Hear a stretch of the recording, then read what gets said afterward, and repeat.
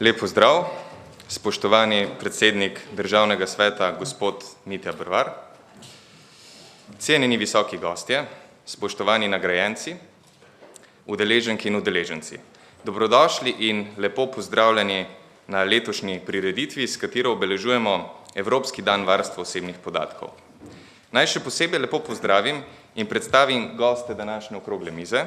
Med nami so od leve proti desni izredni profesor dr. Denis Čaleta, predsednik Sveta Inštituta za korporativne varnostne študije, magistra Tatjana Bobnar, namestnica generalnega direktorja policije, gospod Lenart Kučič, novinar Sobotne priloge Dela in nekdanji urednik Delove strani Infoteh, docent dr. Aleš Završnik z Inštituta za kriminologijo pri Pravni fakulteti Univerze v Ljubljani in gospod Boštjan Vidmar, vodja projektov na Inštitutu za razvoj brezpilotnih sistemov. Letos se ob tej priložnosti srečujemo že desetič, in sicer vse od leta 2007, ko je Svet Evrope 28. januar razglasil za dan varstva osebnih podatkov. Tako kot postaja pravica do zasebnosti vse bolj globalna, postaja globalno tudi njeno obeleževanje. Zato danes dan varstva zasebnosti ne praznujemo le v Evropi, ampak v številnih drugih državah po svetu. Osrednja tema današnjega dogodka, ki smo ga naslovili, kakšno varstvo zasebnosti potrebujemo v svetu novih dimenzij nadzora, se dotika vprašanja nadzora v kontekstu uporabe brezpilotnih letalnikov in drugih novih tehnologij. Poleg številnih prednosti, ki jih prinašajo, predstavljajo tudi nevarnost za poseg v zasebnost. Zato se moramo vsakič znova vprašati, kje so meje nadzora in zasebnosti, katere tehnologije so dopustne in kdo jih lahko uporablja. Tem vprašanjem bomo posvetili današnjo okroglo mizo. Preden pa začnemo, vabim predsednika Državnega sveta, gospoda Mitjo Bervarja, ki je naš današnji gostitelj in se mu ob tej priložnosti zahvaljujemo za gostoljubje, da z uvodnim nagovorom uradno odpre današnji dogodek. Spoštovane udeleženke in udeleženci današnje okrogle mize, spoštovana informacijska pooblaščenka, gospa Mojca Prelesnik, spoštovani gospod Boris Štefanec, predsednik komisije KPK, prav tako bi rad seveda pozdravil že naše stare prijatelje, ki so dostikrat tukaj med nami, magistro Tatjano Bobnar, namestnico generalnega direktorja policije, lep pozdrav, prav tako gospoda doktorja Denisa Čaleto iz Inštituta za korporativne varnostne študije, prav tako sedaj vidim kar nekaj ljudi iz Računskega sodišča in vseh ostalih inštitucij, ki jih prej nisem opazil, sedaj pa jih vidim tukaj med nami, torej cenjeni seveda vsi sodelujoči referenti, še posebej lep pozdrav in z velikim veseljem pozdravljam tudi poslance Državnega zbora in pa spoštovani gospe in gospodje. Dovolite mi torej, da vas pozdravim v Državnem svetu Republike Slovenije v drugem domu slovenskega parlamenta. Človek že od nekdaj poskuša svoje fizične omejitve nadomestiti s tehnologijo. Številne tehnološke pridobitve so tekom časa v marsičem olajšale življenje in prispevale k blaginji velike večine ljudi. A po drugi strani smo v zadnjem stoletju napredovali do stopnje, ko tehnologija že močno posega v sfero človekovih pravic in svoboščin. Živimo v svetu, ko uporabo tehnologije regulira in omejuje le še zakonodaja, ki pa vse težje sledi njenemu skokovitemu razvoju. Slikovit in nazoren primer za to je tudi razvoj tehnologije brezpilotnih letalnikov, ki predstavlja v tem trenutku morda enega od najbolj aktualnih izzivov zakonodajalcev povsod po svetu na področju varovanja človekovih pravic in pravic do zasebnosti. Zato pozdravljam pobudo informacijske pooblaščenke, da je ob letošnjem Evropskem dnevu varstva osebnih podatkov z organizacijo okrogle mize želela izpostaviti prav ta problem. O omenjeni problematiki z naslovom Dileme in izzivi uporabe brezpilotnih letalnikov smo v Državnem svetu spregovorili že na posvetu v preteklem letu 22. junija 2015. Vendar zavedati se moramo, da se je tehnološka uspešnica letalnikov namreč do določene mere sprevrgla v tehnološko grožnjo. Od priljubljenih igračk za ljubitelje letalskih modelov pred 10 leti so danes tako imenovani droni postali tehnološki hit za množično rabo, ki si jo lahko z malo denarja privošči skorajda vsakdo.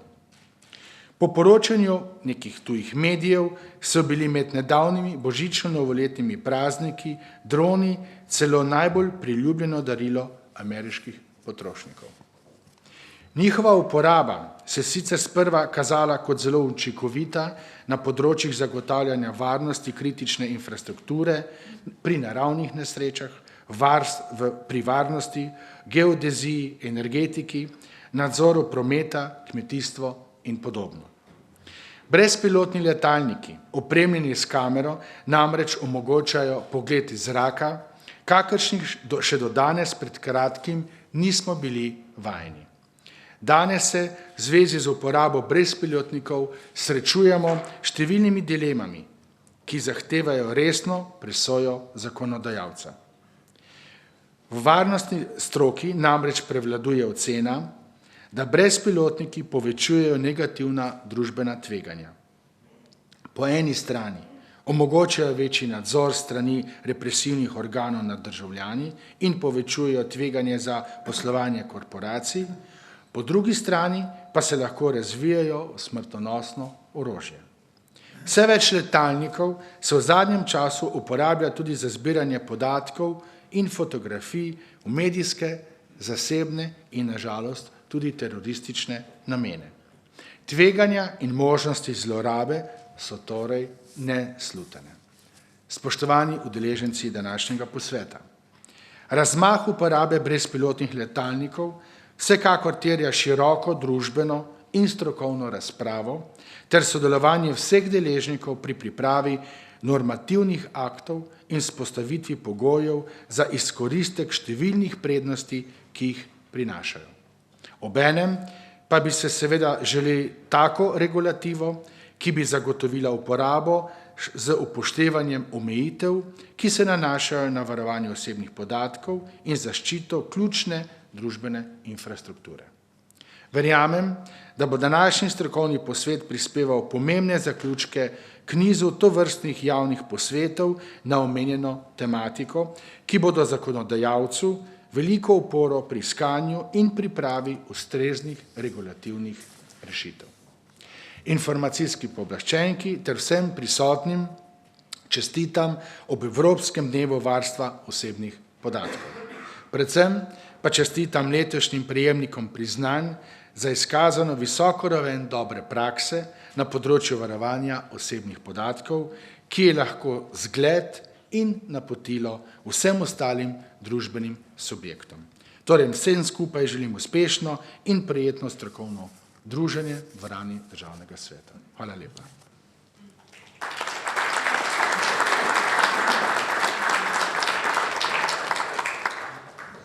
Gospod Brvar, hvala lepa za uvodni nagovor.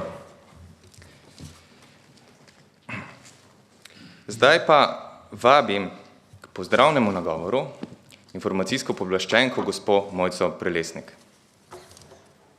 Spoštovane udeleženke, spoštovani udeleženci, cenjeni gostje. Informacijski pooblaščenec vsako leto dan varstva osebnih podatkov nameni aktualni temi z področja zasebnosti in varstva osebnih podatkov. Letos je izbrana tema nadvse aktualna. Prepričana sem, da mnogi od vas ob prazničnih decembrskih nakupih niste spregledali, da si lahko po zelo ugodnih cenah umislite čisto pravi brezpilotni letalnik ali dron.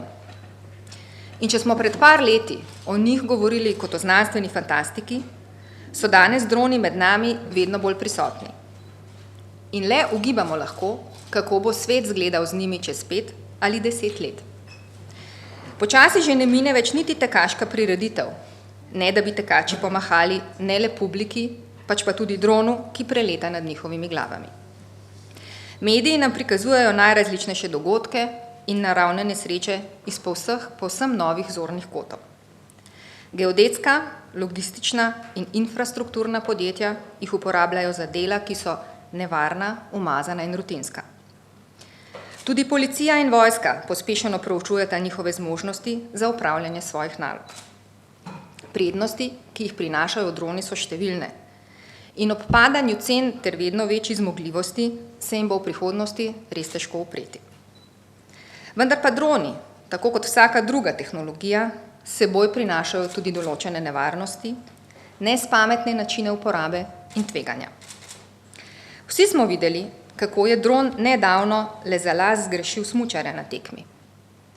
Brali smo o letih nad predsedniškimi palačami in jedrskimi elektrarnami. Tudi streljalo se je že na leteče vsiljivce. Droni so že poškodovali varnostnike, športnike in udeležence dogodkov. Pilot se ne postane čez noč in vedeti moramo, da tudi upravljanje z dronom ni tako enostavno, kot si mogoče predstavljamo. Z njimi lahko povzročimo resne nevarnosti. Predstavljati si lete v nadzorovanem zračnem prostoru, nad množico ljudi, velikokrat celo povsem brez vsakršnih izkušenj. Droni pa prinašajo tudi posebna tveganja za temeljne človekove pravice. Zlasti za pravico do komunikacijske, prostorske in informacijske zasebnosti. Omogočajo namreč namestitev različnih senzorjev za zajem osebnih podatkov. Gre za videonadzor, prepoznavo registrskih tablic, prisluškovalne naprave, merilce hitrosti, nabor je, enako kot domišljija, praktično neomejen. S tem pa lahko govorimo o množičnem nadzoru in množičnem zajemu osebnih podatkov, potencialno celo o prikritem in seveda brez ustreznih pooblastil. Njihova regulacija je zato nujna, če želimo vse izkoristiti prednosti, zagotoviti varno upravljanje in obvarovati človekove pravice. Poudarjam pa, da za varstvo zasebnosti obstoječa zakonodaja ne zadostuje, ampak je nujno poiskati nove rešitve. Predvsem urediti primerno registracijo in označevanje dronov, nujna bodo izobraževanja uporabnikov, nujen bo register letov. Če jih bodo želeli zakonito uporabljati organi pregona, pa bodo ključne predvsem predhodne presoje vplivov na zasebnost, skupaj seveda z oceno sorazmernosti in vsemi pravnimi varovalkami. Na okrogli mizi zato danes gostimo strokovnjake z različnih področij, ki nam bodo pomagali brezpilotnike osvetliti z različnih zornih kotov. Tudi letos bomo podelili nagrade dobre prakse in podelili priznanja podjetjem in inštitucijam, ki so se v letu 2015 izkazali s skrbnim varovanjem osebnih podatkov. Naša življenja se pospešeno digitalizirajo. Naše osebne podatke zbirajo tudi tisti, kjer si tega včasih nismo niti predstavljali. Operaterji digitalne televizije vedo, kdaj ste zamenjani kanal. Trgovci pa že dolgo vedo, kje, kdaj in kaj kupujete. Čeprav naj bi se sami odločali, komu bomo zaupali svoje osebne podatke in za katere namene, imajo čedalje več te moči nad nami drugi. Prav v skrbi za varnost pogosto prehitro sprejmemo ukrepe, ki pretirano posegajo v temeljne človekove pravice. Da pa bodo sodobne tehnologije v našem življenju postajale še pomembnejše, zelo nazorno kaže tudi podatek o 70 futurističnih poklicih od leta 2030, ki ga je objavil World Future Society. Med njimi najdemo poklice, od katerih se nam nekateri bolj, drugi manj, zdijo znanstvena fantastika. Naprimer, amnezija kirurg za odstranjevanje slabih spominov, agent za človeške organe, digitalni arheolog, programer pametnega prahu in ne boste verjeli, med novodobnimi poklici bo tudi dispečer dronov. In karkoli nas v prihodnosti že čaka, moramo biti na njo pripravljeni. Ampak prav nikoli pa ne smemo pozabiti, varuh svoje zasebnosti je najprej vsak sam. Hvala lepa in dobrodošli.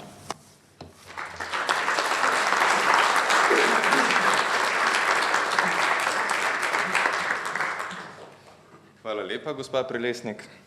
Informacijski pooblaščenec že od svojega nastanka v okviru evropskih in širših mednarodnih projektov intenzivno sodeluje s tujimi pooblaščenci. Zato smo počaščeni, da je naš današnji gost, namestnik pooblaščenca za informacije javnega značaja in varstva osebnih podatkov Republike Srbije, gospod Aleksandr Resanovič, ki ga vabim, da nas pozdravi in nam predstavi izzive, s katerimi se srečujo na področju varstva osebnih podatkov in modernih tehnologij v Republiki Srbiji. Poštovane dame i gospodo, uvaženi učesnici ovoga skupa, molim vas za izvinjenje što ću vam se obratim na srpskom jeziku, slovenački ne govorim, ali pomalo razumem. Tako da pre svega želim da vas pozdravim u ime Poverenika za informacije Srbije, gospodina Rodoljuba Šabića, koji u svoje lično ime. Takođe, želim da iskažem svoju veliku zahvalnost i veliko zadovoljstvo što sam pozvan da učestvujem na ovom skupu i iskoristit ću ovu priliku da malo odstupim od ove vaše teme koje se odnose na dronove i da vam sasvim ukratko u nekoliko rečenica iskažem kakva je situacija u oblasti zaštite podataka o ličnosti u Srbiji. Situacija je jednostavno takva da veliki broj opštih akata od zakona o zaštiti podataka o ličnosti odstupa u Srbiji od evropskih standarda, tako da višegodišnja saradnja Poverenika Srbije zajedno sa Poverenikom Slovenije je bila usmerena upravo u pravcu da se ti nedostaci otklone. Razvijali smo odgovarajući twinning projekat koji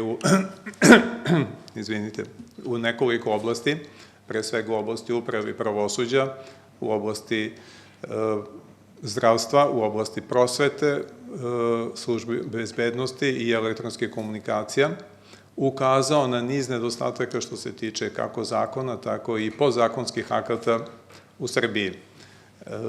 To je, nažalost, nije rezultiralo odgovarajućim aktivnostima vlade Republike Srbije da se propisi u datim oblastima izmene, tako da je došlo do vrlo malo izmena, a što je sve u nekom poslednjem koraku motivisalo Poverenika za informacije, koji inače u Srbiji nema pravo zakonodavne inicijative, da predloži jedan model zakona koji se činio i koji je dostavio nadležnom ministarstvu, odnosno vladi Srbije, kako bi dalje postupali, odnosno bilo doneli izmene i dopune ozbiljne postojećeg zakona, bilo doneli potpuno nov tekst zakona. To se još uvek nije desilo i zahvaljujući pomoći Poverenika za informacije Slovenije, mi smo dobili odgovarajuće dodatne sugestije u cilju unapređenja toga modela, tako da verujem da će se u jednom momentu to ipak i desiti, odnosno da će doći do izmena i dopuna zakona o zaštiti podataka o ličnosti Srbije. To je dodatno situacija komplikovana i time što vlada Republike Srbije niz podzakonskih akata koje je trebala da donese nije donela, sa nekima se kasni čak i po 5-6 godina, tako da sve to dodatno komplikuje stvari i onemogućava Srbiju da pogotovo u susret novih tehnološkog razvoja izađe u susret tome da prati to i da rešava pitanje koje se pojavljaju. Jedno od takvih novih pitanja, jedna od takvih izazova tehnološke prirode u svakom slučaju jeste i pitanje bespilotnih letelica, odnosno popularno dronova. To više čak ne bi mogli ni da kažemo da je to savremeni tehnološki izazov, to je nešto što postoji tu, nešto sa čime mi živimo. I Srbija je već unazad nekoliko godina imala prilike da se upozna sa primjenom dronova kako u privredi, tako i u drugim oblastima. Poseban slučaj koji u Srbiji izazvao posebnu pažnju je bio slučaj kada je u oktobru 2014. godine odigrana fudbalska utakmica između Srbije i Albanije u Beogradu i kada je u sredu utakmice pred nekoliko desetine hiljada prisutnih gledalaca na stadion došao dron noseći zastavu Velike Albanije. Mislim da nema potrebe da vam objašnjam da je to bilo ravno da je pala bomba na stadion fudbalski u Srbiji i što je opet dodatno motivisalo da se donese jedan opšti akt kojim se to samo donekle uredilo. Taj akt nije donela, nažalost, vlada, nego ga je donelo Direktorat za civilno vazduhoplovstvo, koji je usvojilo odgovarajući pravilnik. Taj pravilnik ima samo odgovarajuće tehničke normative koji uređuje koji se dronovi mogu i moraju registrovati i koji ne, kategoriše ih prema tehničkim karakteristikama, utvrđuje pravo i obaveze svih onih operatora koji sa zemlje upravljaju i reguliše još naravno niz drugih tehničkih pitanja koja su potrebna da bi to pitanje bilo uređeno. Gledano sa aspekta onoga što radi Poverenik za informacije, to je bitna jedna odredba toga pravilnika koji ukazuje da svako onaj ko kao operator vodi dron sa zemlje, da ne može i da ne sme da ga približi pojedincu bliže od 30 metara. Time se u nekoj meri, odnosno u izvesnoj meri, čuva privatnost od nekontrolisanog bilo video, bilo audio snimanja. Koliko je meni poznato, i Slovenija takođe nema odgovarajući pravilnik, kažem takođe, pošto ga Srbija tek nedavno usvojila, tek u decembru, znači pre mesec dana, a stupiće i primjenjivaće se tek od 1. maja, znači praktično još uvek se ne primenjuje jer je potrebno da se odgovarajući tehnički preduslovi i opšti akti usvoje kako bi mogao da se primenjuje. I ja verujem da ćemo i mi u Srbiji, da će ovaj skup takođe doprineti da se pitanje dronova uredi i da se pitanje mogućeg ugrožavanja ljudskih prava, odnosno prava na privatnost putem dronova, u svakom slučaju uredi na odgovarajući i blagovremeni način. Zahvaljujem.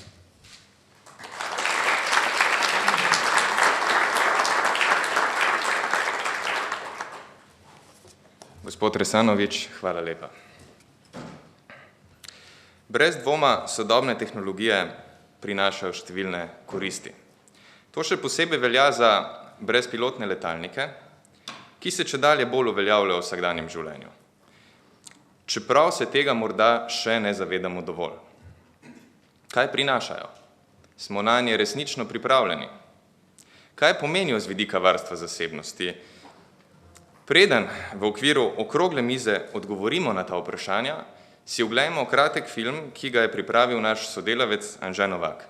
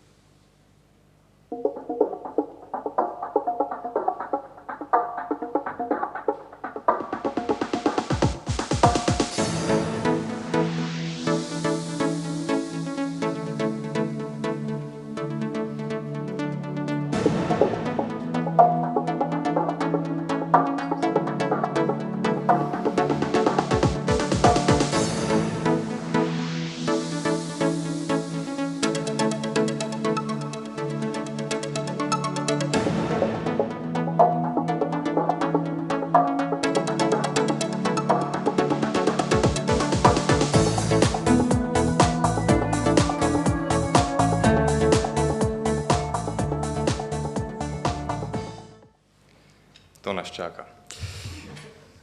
Zdaj pa prehajamo k osrednji temi današnjega dogodka, in sicer k okrogli mizi, ki smo naslovili, kakšno varstvo zasebnosti potrebujemo v svetu novih dimenzij nadzora. O tem, kaj v naša življenja prinaša brezpilotni letalniki, kakšne so njihove prednosti in slabosti, se bo informacijska pooblaščenka pogovarjala z gosti okrogle mize. Besedo predajam gospe Mojci Prelesnik. Hvala lepa. Lepo pozdravljeni, spoštovani gostje, še toliko bolj, ker je danes 10. obletnica Evropskega dneva varstva osebnih podatkov in nam je res v čast, da ste se odzvali našemu vabilu. No in v teh 10 letih se je na področju varstva osebnih podatkov zlasti zaradi novih načinov obdelav osebnih podatkov spremenilo res veliko. Sem nedvomno štejemo tudi pojavnost dronov, ki, kot smo že danes videli večkrat, spreminjajo naša življenja in jih bodo v bodoče še bolj. Dronov v zraku je vedno več. Baje v Ameriki prodajajo 15.000 dronov na mesec. Francozi pravijo, da število operaterjev narašča in sicer v letošnjem letu kar za 350%. Baje so pa samo lani prodali 500.000 dronov samo za domačo rabo. Zdaj mogoče začnemo najprej z vprašanjem, koliko dronov sploh leta nad nami v Sloveniji, a ne? Kdo jih vse uporablja? Mogoče gospod Boštjan Vidmar, imamo vprašanje na to, odgovor na to vprašanje, oceno seveda. Ja, imamo delo, vsi skupaj lepo pozdravljeni.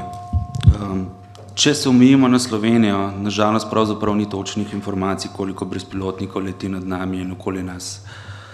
Ni nobenih pravih evidenc, nobenih pravih podatkov. Zato so številke bolj ali ne na ugibanje in predpostavljanje. Nekaj informacij, ki vam jih bom podal, sem pridobil preko modelarskih klubov, preko Letalske zveze Slovenije, dosti pa sem jih pridobil tudi od naših članov inštituta in drugih sodelujočih, kot so prodajalci, sestavljalci, servisi. Najprej treba povedati, da ne smemo vse brezpilotnike metati v isti koš. Tudi njihovi vplivi na varnost, zasebnost so različni glede na namen uporabe. Tukaj predvsem generalno ločimo brezpilotnike za športno-rekreativne namene in brezpilotnike za komercialno ter raziskovalno dejavnost. Na podlagi te generalne razvrstitve lahko prepoznamo in definiramo različne skupine uporabnikov brezpilotnikov. Zdaj začel bom s prvo. To so modelarji, iz te se je tudi ta civilni del najbolj razvil. Teh predvidevamo, da jih je v Sloveniji 2000 ali nekaj več. Večina jih je organiziranih preko modelarskih klubov, nekaj jih je tudi prosto leti. V bistvu se je pravzaprav začel ta pospešeni razvoj ravno pri njih, kjer se je v nadaljnjem razvoju sam model z dodatkom tehnologije uporabil v namen snemanja recimo in danes jih vsi poznamo kot drone. Za sestavo so bili najprej seveda zelo zahtevni, tudi za samo vodenje, dosti elektronike je bilo garažne izdelave. Modelarji imajo znanje, imajo zavest, kako varno voditi te brezpilotnike, zato modelarji niso problematična skupina, jih je pa kar nekaj.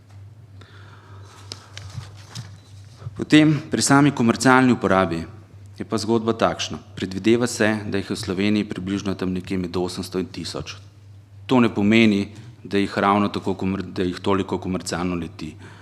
Zdaj od tega recimo, da jih komercialno poskuša uspešno leteti ali svoj izdelek prodati, svojo storitev je nekje med 200 in 300. Veliko je tudi takšnih, ki za malo denarja ali nič denarja danes snemajo, naročniki pa tudi to spridoma izkoriščajo. Tako da pač povejo, dajte danes posneti, jutri boste morda dobili posel in tako naprej. Žal lahko povem, da se prav vse izvajanje komercialnih dejavnosti odvija brez ustreznih dovoljenj. Brez dovoljenja za delo v zraku, ki ga pri nas izdaja Agencija za civilno letalstvo CA. Hvala. No pa mogoče še vprašanje, zakaj je regulacija teh dronov tako nujna, pa koliko se lahko zanašamo, bom rekla, na Evropsko unijo, koliko bomo mogli pa kot država članica sami doprinesti k temu? Seveda, sama regulacija uporabe dronov brezpilotnikov je nujna, ne, ker je lahko zloraba ali nepravilna uporaba predstavlja nevarnost za vse udeležence v zračnem prometu, nevarnost za ljudi in njihovo premoženje in seveda grob poseg v zasebnost. Trenutno so brezpilotniki najhitrejša rastoča veja v letalstvu. Če seveda hočemo, da bojo brezpilotniki tudi družbeno sprejemljivi, da bo letenje z njimi varno in legalno, moramo obvezno postaviti meje in jasno določiti pravila igre. Kaj je dovoljeno, pod kakšnimi pogoji in kaj ni. Kje lahko letimo, kakšno potrebno dovoljenje potrebujemo, kakšno znanje. Tehnološki razvoj v zadnjih letih in razširjenost, masovna poraba, sta po levi in desni prehitela ustreznost vseh obstoječih predpisov iz tega področja, tako pri nas kot v tujini. Zdaj v sami Sloveniji vemo, da trenutno se pripravlja pravilnik, ki naj bi bil kmalu na vidiku, predvideva se po mojih informacijah do konca februarja, tako da to bi bila čisto osnovna informacija, sicer kaj več bi lahko rekli iz Ministrstva za infrastrukturo. Zadeva pa se odvija, tako da upamo, da bo res to kmalu to, da bomo lahko vsi leteli varno in legalno. Ja, pozivi Ministrstvu za infrastrukturo se kar vrstijo, bom rekla, da se to končno uredi, ne. Informacijski pooblaščenec jih je pozival dvakrat, ravno tako inštitut, z katerega gospod Vidmar prihaja in pa zanimivo, ne, tudi študentje Fakultete za družbene vede skupaj z njihovimi mentorji so tudi pozvali že Ministrstvo za infrastrukturo in zanimivo pripravili celo predlog pravilnika, ravno tako kot inštitut sam, skratka v bistvu so naredili delo države, a ne. Vemo pa tudi, da je policija dvakrat pozivala Ministrstvo za infrastrukturo, predvsem zaradi neljubih dogodkov, a ne, nazadnje mislim ob 70-letnici osvoboditve na Trgu Republike, ko je prišlo do poškodbe varnostnika, pa me za začetek zanima, magister Bobnarjeva, imate kakšen odgovor, kdaj se kaj pričakuje, da bo kakšna ureditev?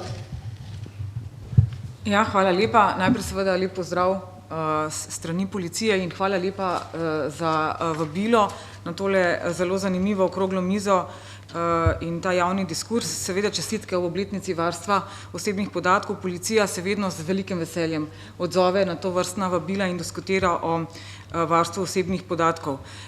Torej, če odgovorim konkretno na tole vaše vprašanje, mi smo večkrat, ja, kot ste povedala, pozvali resorno ministrstvo, da to področje vendarle na tej civilni sferi uredi, da bomo, tako kot je rekel kolega Vidmar, uporabljali v družbi te drone legalno in legitimno. Dejstvo je, da se, kot imamo informacije, ta pravilnik pripravlja. Sicer ga še nismo dobili v medresorsko usklajevanje, smo pa seveda z resornim ministrstvom sodelovali pri pripravi vsebine tega pravilnika, zlasti člani naše delovne skupine. No, pri katerih pooblastilih pa policija vidi prednosti ali pa uporabno vrednost dronov, bom tako rekla? Ja, torej, policijska pooblastila, da najprej pojasnim, bom rekla to definicijo, so seveda zakonom določeni ukrepi, s katerimi policija opravlja naloge policije.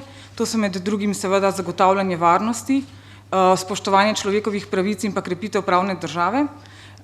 In s temi policijskimi pooblastili seveda policija praviloma posega v človekove pravice in temeljne svoboščine.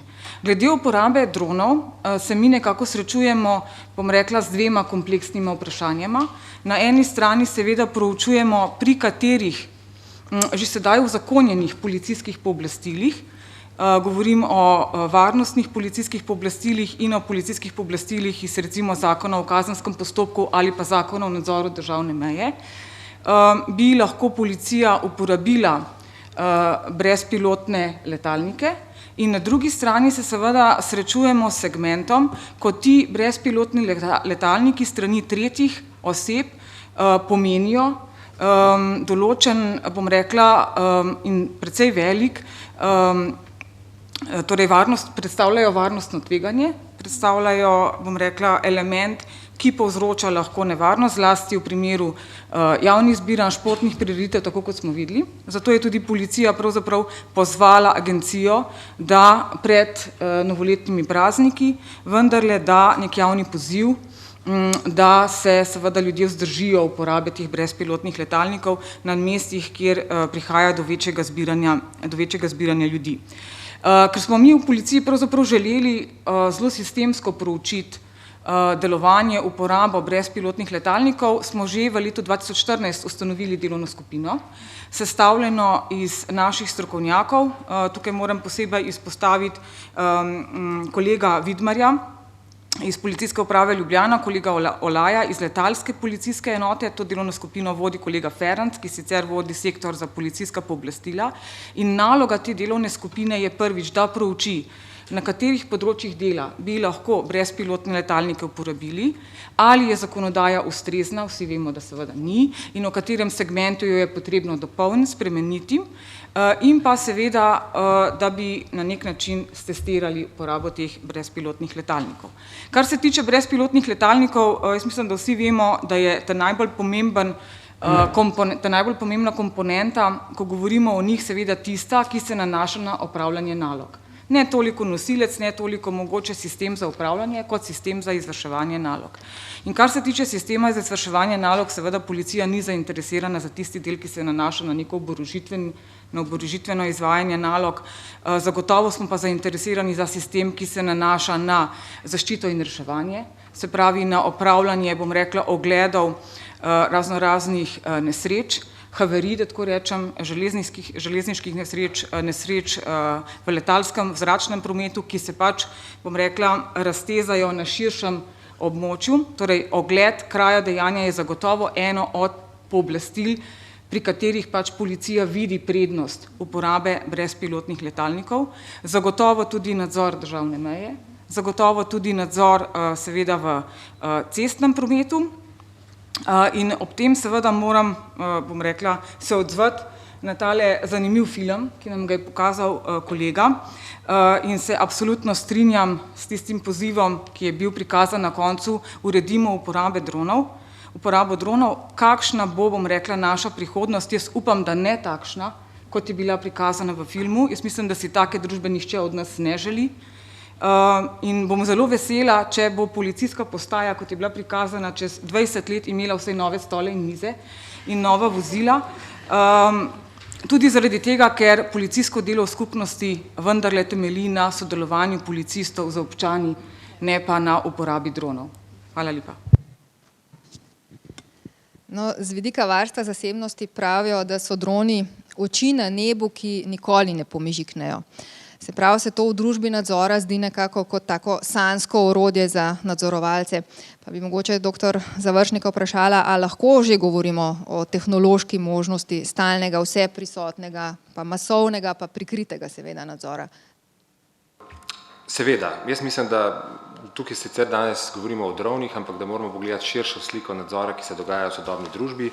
Preventivno, masovno nadzorovanje je že danes tukaj. Imamo internet, mobilne komunikacije, poznamo direktivo o hrambi prometnih podatkov, ki je bila razveljavljena strani sodišča v Luksemburgu.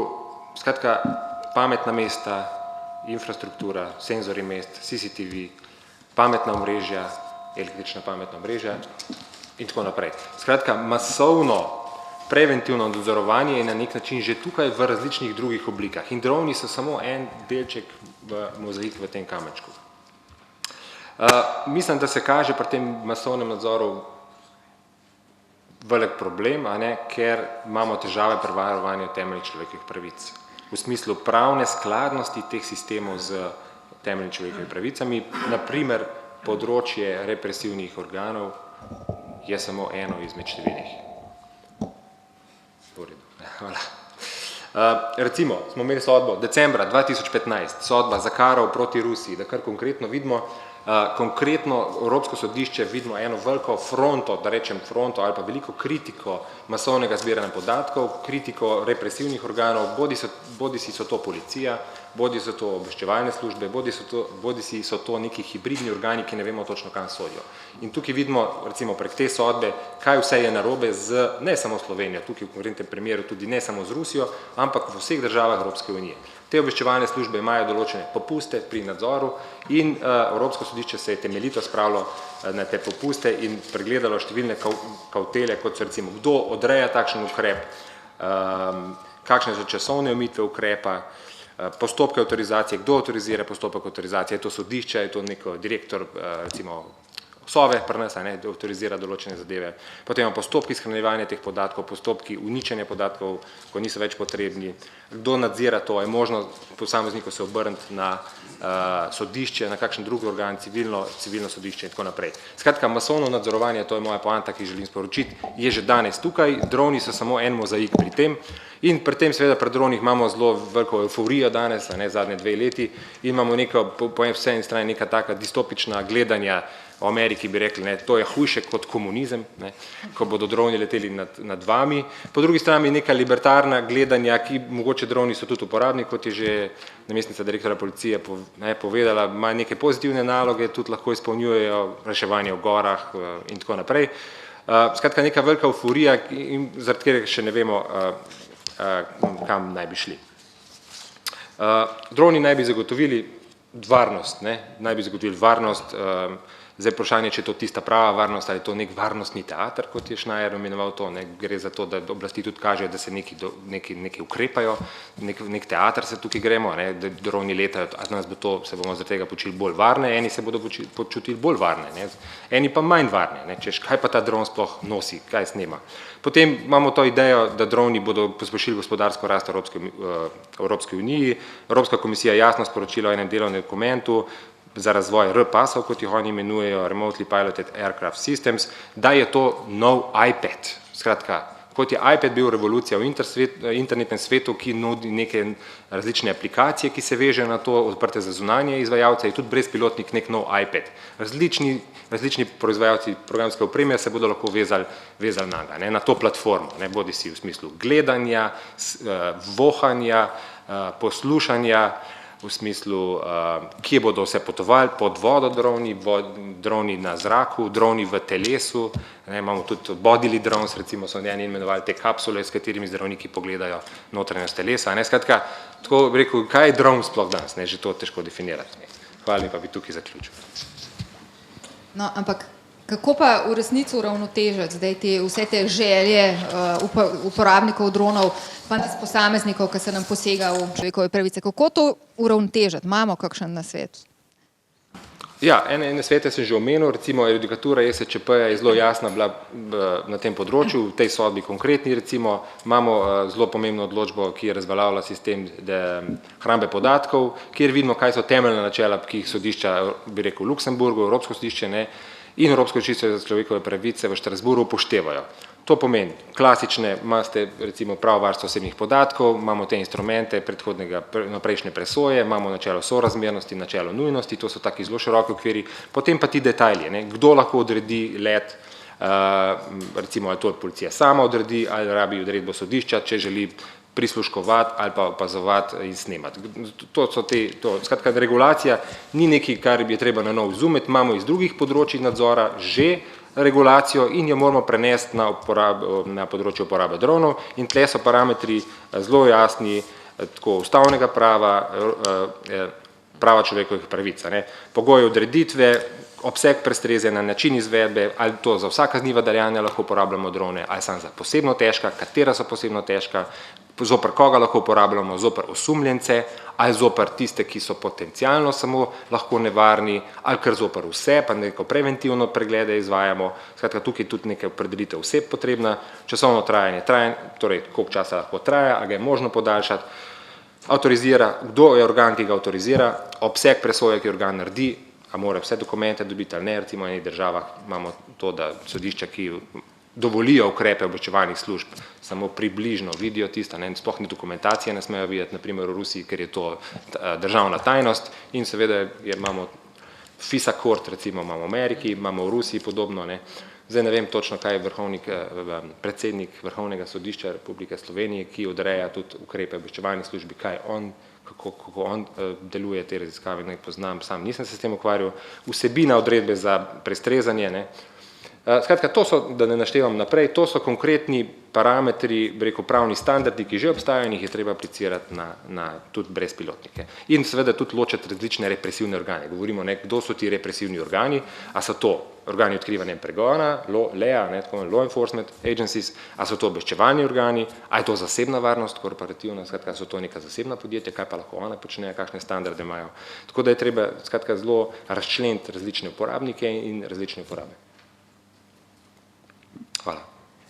No, en tak zelo močen uporabnik dronov so seveda mediji, mediji kot pes čuvaj, tako da gospod Kučič prihaja iz sveta medijev. Kje mediji vidite prednosti pri uporabi za drone?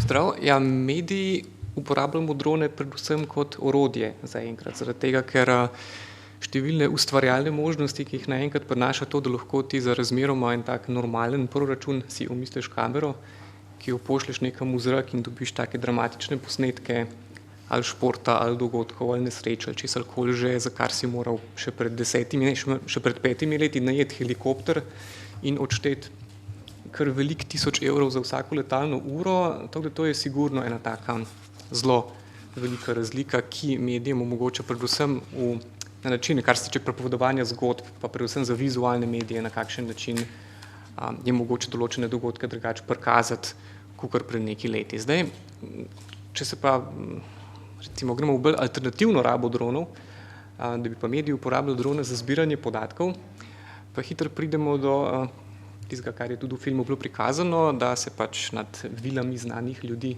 začneš majčkeno spreletavati in pol upaš, da boš kaj zanimivega opazil.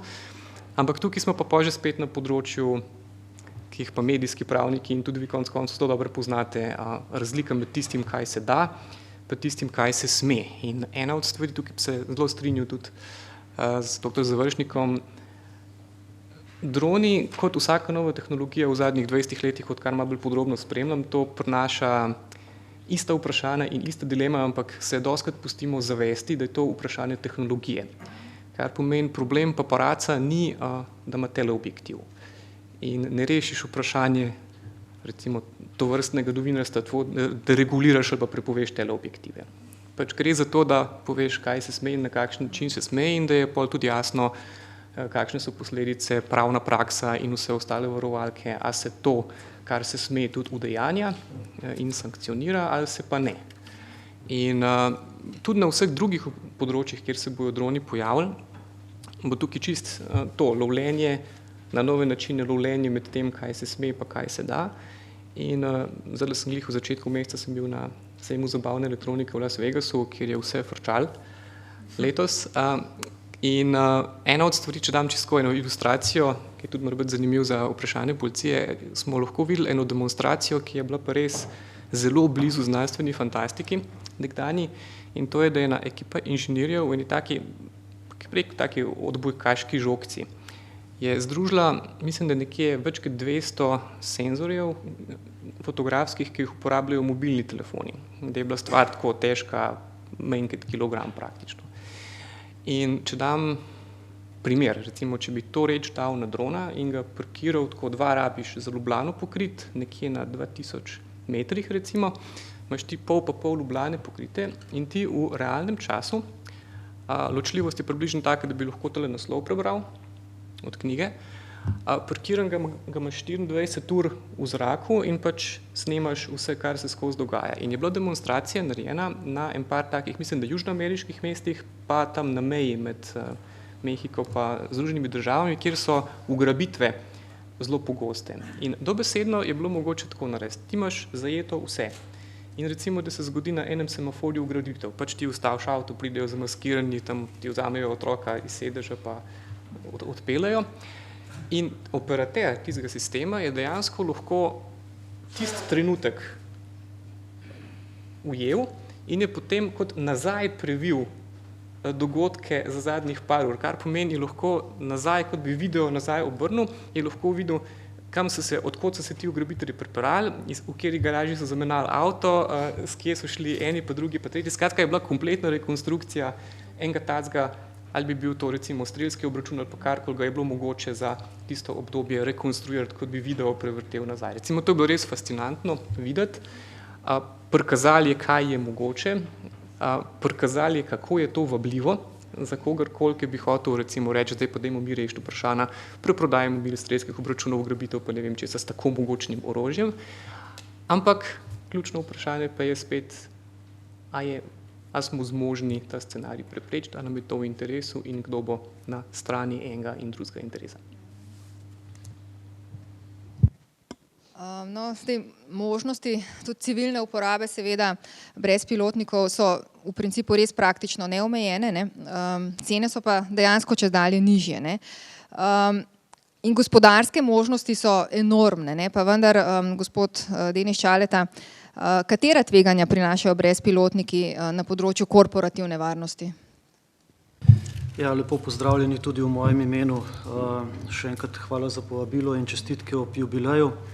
Zdaj še preden so bile nagrade podeljene, jaz sem bil zgleda že nagrajen, ker so me posadili med dve prijetne dame, tako da izgleda, da imam neki privilegij.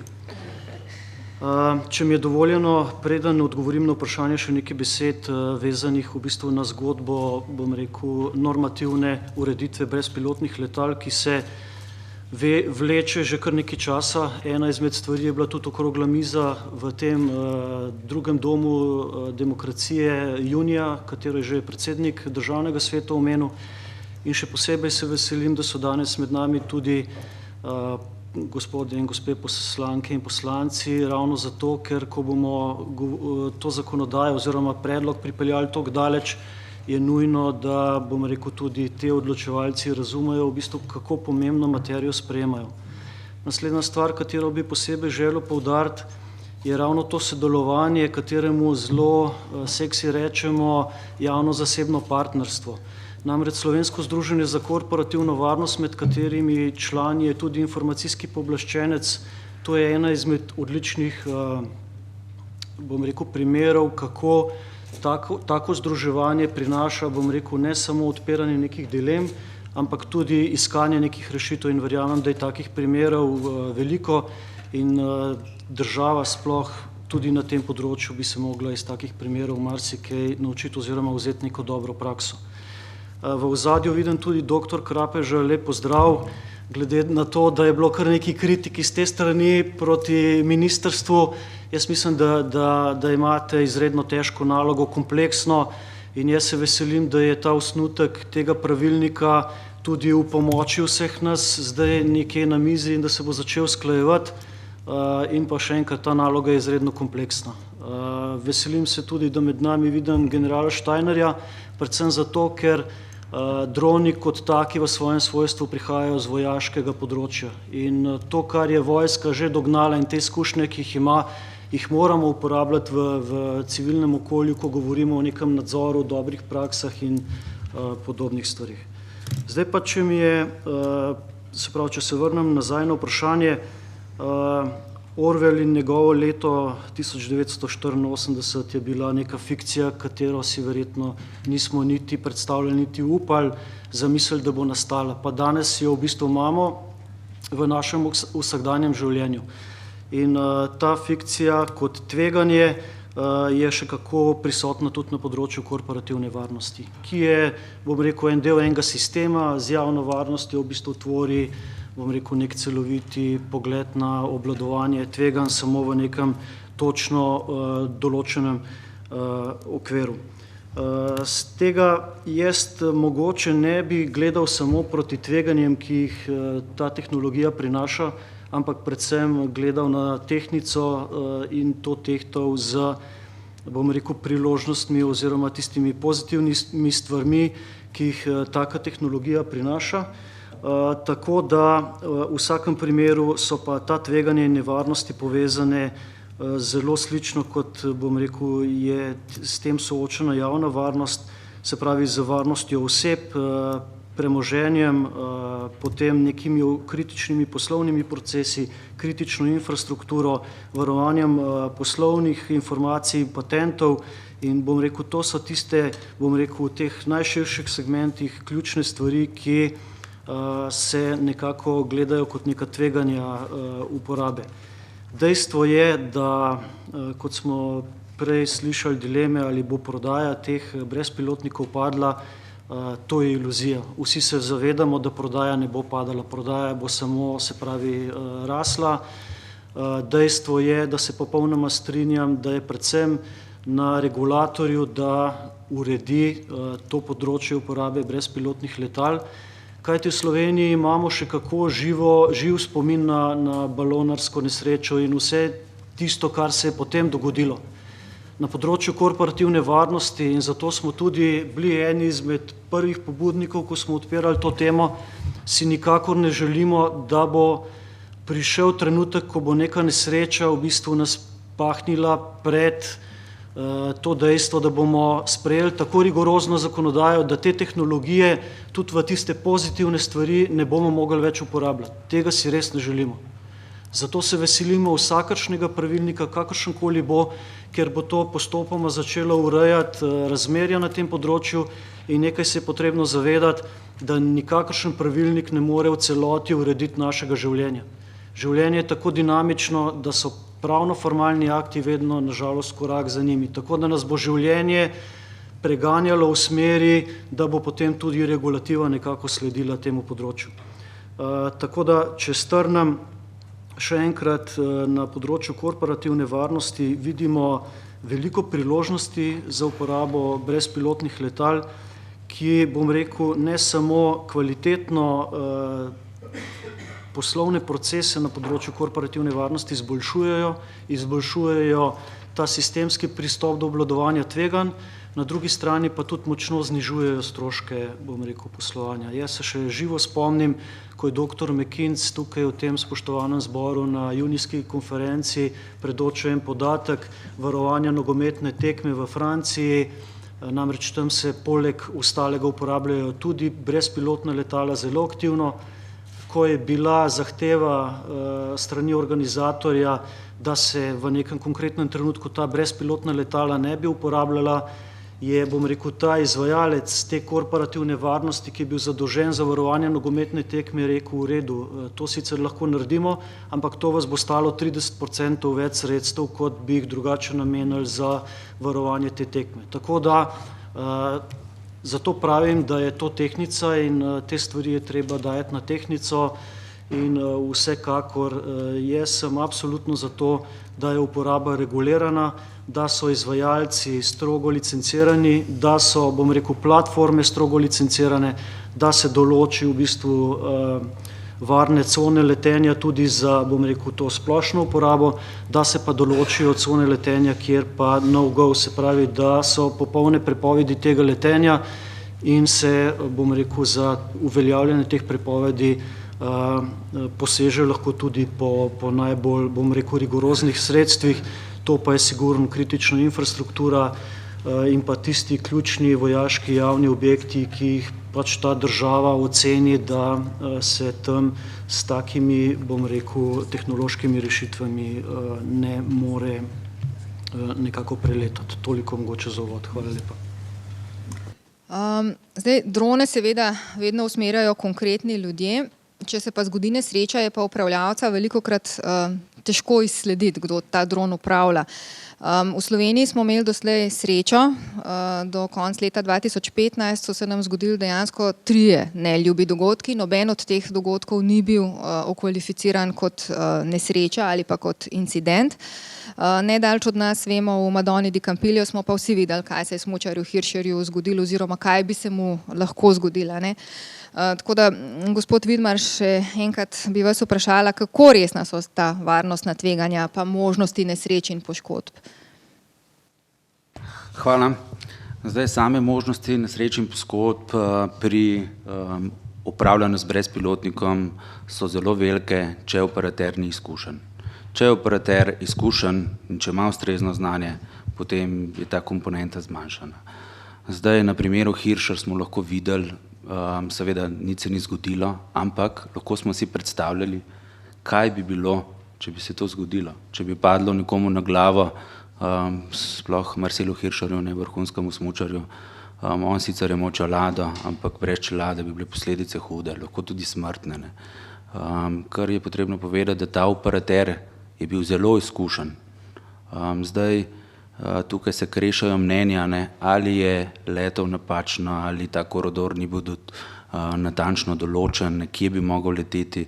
Jaz pravim, da hvala Bogu, da je letel tu, ne, ker če bi letel po tistem koridorju, ki je bil sicer v osnovi določen, to je ob strani, tam so bili ljudje in ljudje brez zaščite, in če bi se tam to zgodilo, potem bi imeli ne incident, ampak tragično nesrečo. Zdaj seveda lahko bi letel tudi nad drevesi ob strani, ampak potem same fotografije oziroma prenos ne bi bil zanimiv. Zdaj same naprave lahko povzročajo tudi neke verižne reakcije, recimo če pride do nesreče, recimo naprimer, da pade brezpilotnik na obvoznico. Ne. Zdaj zadane prvi avto, potem pride do nekega verižnega naleta, posledice so lahko tragične. Še bolj tragične, da nek brezpilotnik v zraku prileti nasproti letalu, ga zadenejo kakšni vitalni del. Sploh pri poletanju in pristanku so letala zelo ranljiva. Ne. To bi bilo lahko zelo, zelo tragično. Ne. Zato ozaveščanje samih uporabnikov, ne, pilotov, brezpilotnikov je nujnega pomena. Ne. Pri nas je to ozaveščanje na zelo, zelo nizkem nivoju. Zelo malo je takšnih, ki dejansko vejo, kako je treba leteti. Predvsem so to tisti, ki prihajajo iz področja letalstva. Ne. Tukaj se sama varnost bistveno izboljša. Zdaj že sam najmanjši dron, tisti mali, eden takšen je tam spredaj, ne, lahko povzroči kar velike posledice. Namreč predvsem brezpilotniki, multikopterji imajo vrteče se propelerje, ki so relativno ostri, tanki. Ko to zareže v telo, v meso, ne, potem to grabi. Ne. In če kakšno žilo ali tako naprej, si lahko predstavljamo, kaj se to zgodi. Ne. Seveda sama možnost oziroma sama posledica nesreče je toliko večja, koliko je tehnično, če gledamo, velika kinetična energija. Ne. Kinetična energija je pa seveda odvisna od same mase in hitrosti. Ne. Tako da ena izmed omejitev, ki bo sigurno v pravilnikih ali v našem in tudi po svetu, bo ta kinetična energija, ne, predvsem namenjena za gosto poseljena področja, s kakšno energijo mora letalnik ob nekih varnostnih ukrepih leteti oziroma je ne sme preseči. Zdaj, jaz bi še poudaril eno zelo pomembno komponento, ne, ki se jo dosti trenutnih pilotov, brezpilotnikov, operaterjev ne zaveda. Ne. Nikoli in res nikoli se ne leti nad ljudmi. Ne glede tudi, če je varovanje lahko še dvojno, trojno ali karkoli, ne, polagam res na srce, ne nad ljudmi. Vse možnosti so tudi dobre za dobre posnetke ob strani, nad stavbami, ampak nad ljudmi pa ne. Hvala. Zdaj, droni nad našimi glavami nas velikokrat tudi razjezijo. Ne. Celo tako zelo, da včasih tudi do streljanja na te drone pride. Ne. Se spomnite na Bizelskem, ko so se streljili dron in bil dron poškodovan. Pa vendar, doktor Završnik, kako je z odgovornostjo? Ne? Kolikor jaz vem, sta odgovorna oba, in strelec in lastnik, upravljalec drona. Ne? Kako je to v Sloveniji? Na vsak način, če bi kdo posegel po takšni samopomoči, gre tukaj za poškodovanje tuje stvari, to je osnovno kaznivo dejanje. Ne? Lahko je odškodninsko odgovoren za škodo, ki je povzročil po obligacijskem zakoniku. Je pa res, da bi mogoče se lahko skliceval tudi na kakšno skrajno silo, ne, po splošnih pravilih kazenskega zakona, skratka, da je s tem hotel prepričati kršenje svojih pravic. Kaznivih dejanj, ki bi jih lahko storil, je skratka neopravičeno slikovno snemanje, to je eno. Lahko bi bilo pa še več drugih, zloraba osebnih podatkov, povzročitev splošne nevarnosti, ogrožanje javnega prometa z nevarnim dejanjem, napad na varnost zračnega prometa in tak seznam je recimo še kar dolg. Ne. Jaz bi rekel, da tukaj imamo več samopomoči, tudi ne gre samo to, da ga sklatimo dol s palico ali pa da ga sklatimo dol s puško, lahko ga tudi shekamo, To so tudi ene načini prevencije in tudi različne oblike zaščite pred tem. Tudi zapori recimo se s tem srečujejo, kako v zapor prenesemo neko nedovoljeno drogo in tako naprej. Skratka, ko govorimo o dronih, to bi želel poudariti, da tukaj moramo gledati regulacijo v najširšem smislu. In to je ena dobra shema, ki jo ponuja LESIK, je regulacija kakršnekoli dejavnosti je mogoče v 4 ozirih. Eno so pravna pravila, recimo primer drono ali pa primer enostavno, ko ga poznamo, kajenje lahko prepovemo. Ekonomska pravila, povečamo ceno dronov, obdavčimo drone, obdavčimo cigarete. To je druga način regulacije. Tretji način regulacije so družbena pravila. Skratka, gre za to, da je določena dejavnost kulturno nesprejemljiva, gre za tudi to osveščanje. Četrti element regulacije je pa tehnologija sama. Skratka, te drone je možno tudi tako narediti, da ne bo mogoče z njimi leteti na določenih območjih, po angleško se tem reče geofencing. Skratka, mislim, da Perot, proizvajalec, je že tako storitev ponudil, kamor lahko lastniki sami vtipkajo koordinate, vnesejo koordinate lastnega zemljišča in tam tisti brezpilotnik enostavno ne bo letel. Skratka, to so 4 oblike regulacije, ki so uporabne za različne domene, kot je kajenje ali pa tudi drone. Ni samo prepoved, ampak so še drugi elementi. Zdaj, mi kakšne prakse sodne v Sloveniji še nimamo. V Ameriki je bila že celo zaporna kazen izrečena, pa ena odškodninka je bila za strelca na dron. Pri nas ni še nič. Ja, v Sloveniji mi ni znano, tako da je raj za proizvajalce brezpilotnikov, kjer se ne more nič zgoditi. Ja, v Ameriki imamo zelo različno tudi te pristojnosti urejeno. Eno je ta FAA, Federalna agencija za letalstvo, ki je dala podrobna navodila, zapovedala registracijo in kot lahko beremo, naj bi bilo registriranih v prvem mesecu 300,000 brezpilotnikov, potem pa tudi lokalno lahko mestne oblasti predpišejo. Recimo za Los Angeles vem, da je predpisal tudi zaporno kazen za to, skratka prej bil to nek prekršek, zdaj pa zaporna kazen samo zato, ker si letel, skratka ne glede na posledice. Tako da, ja, za Slovenijo mi pa ni znano, tudi za primer Bizeljskega ne vem, kako se je končal. Ja. Zdaj, ves čas poudarjamo to neregulirano rabo in resna varnostna tveganja v zvezi s tem. Zelo aktualen je tudi ta strah pred zlonamerno rabo dronov, ko se pogovarjamo o terorizmu. Vemo, da so v Parizu že lani spomladi in so se zelo zbali tega napada, da je Pariz 2 dni preletavali brezpilotniki, tudi v bližini Eiffelovega stolpa so leteli. Tako da bi vas, dr. Čaleta, vprašala, brezpilotniki pa teroristične grožnje, koliko je to resno? Če se spomnimo oziroma majčkeno pogledamo nazaj v zgodovino, verjetno pred 11. septembrom si ni noben mislil, da se lahko letalo kot tako uporabi v bistvu kot orožje v teroristični namen. Seveda to isto zgodbo lahko apliciramo tudi na uporabo dronov, se pravi človeška domišljija ne pozna meja, tako da tega popolnoma ne moremo izključiti. Je pa drugo dejstvo, ki ga je potrebno pogledati, da statistika pa le kaže, bom rekel, neke druge rezultate, da največ terorističnih dejanj po svetu je storjeno z lahkim strelnim orožjem. To nam da vedeti, da, bom rekel,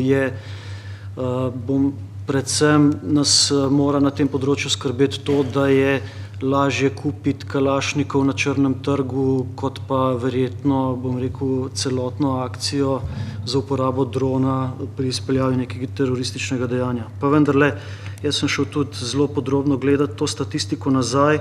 Od leta 2006 je bilo v nekih statističnih evidencah samo 6 potencialnih v bistvu terorističnih dejanj, ki so jih preprečili, da so bili v to vpleteni kot orodje droni. Gre za Ameriko, Nemčijo, Španijo in pa Egipt. Drugih v bistvu podatkov, da bi se pa, bom rekel, to sredstvo uporabljalo v te teroristične namene, pa ni bilo zaznati. Zmeri, kadar govorimo o posegu, seveda o temeljne človekove pravice, je ključno odgovor na vprašanje, kdo ima pooblastilo za zajem podatkov. Zato tudi dostikrat rečemo, da so droni za organe pregona tako idealno tehnično sredstvo. mi velikokrat pravimo, da predstavljate si en tak roj medsebojno povezanih, čist majhnih, drobnih dronov, ki ves čas brenčijo v zraku, pa zajemajo pogovor, pa slike, pa ljudi prepoznavajo, pa njihovo gibanje registrirajo, pa koliko se hitro vozimo registrirajo, pa registrske tablice prepoznavajo. Zdaj, magister Bobnarjeva, koliko je po vašem mnenju obstoječa zakonodaja za uporabo brezpilotnikov v policiji že, bom rekla, uporabna, kje bi bilo pa treba to zakonodajo še dopolniti v zvezi z vašimi pooblastili, seveda? Ja, hvala lepa. Torej, mi v slovenski policiji smo seveda ves čas zelo realni in o kakšnih biomimetičnih dronih in rojih čebelic seveda niti ne razmišljamo. Se strinjam z dr. Završnikom, da kar se tiče uporabe brezpilotnih letalnikov, je seveda potrebno upoštevati, bom rekla, vsa pravna varovala, ki že sedaj v zakonodaji obstajajo. Tako recimo Zakon o kazenskem postopku glede tajnega opazovanja, ki predvideva uporabo tehničnih sredstev za audio in video snemanje, na nek način že daje pravno podlago za uporabo tovrstnih naprav. Zaradi tega, ker nekako regulira seveda uporabo prikritih preiskovalnih ukrepov, kar tajno opazovanje je, in sicer na podlagi odredbe državnega tožilca oziroma preiskovalnega sodnika. Točno je določeno načelo sorazmernosti in subsidiarnosti, se pravi, da se z drugimi manj invazivnimi posegi določenih dokazov v primeru utemeljenih razlogov točno določenih sumov kaznivih dejanj ne da teh dokazov zbrati. Se pravi, pravzaprav moramo samo nekako prenesti uporabo te tehnike, konkretno seveda v Zakonu o kazenskem postopku, ampak standardi nekako že so. Ravno tako tudi pri recimo Zakonu o nadzoru državne meje, tudi po mnenju informacijskega pooblaščenca, 8. člen daje seveda podlago pri nadzoru državne meje, da se uporablja tehnika za audio in video snemanje, tudi naprave za nočno opazovanje.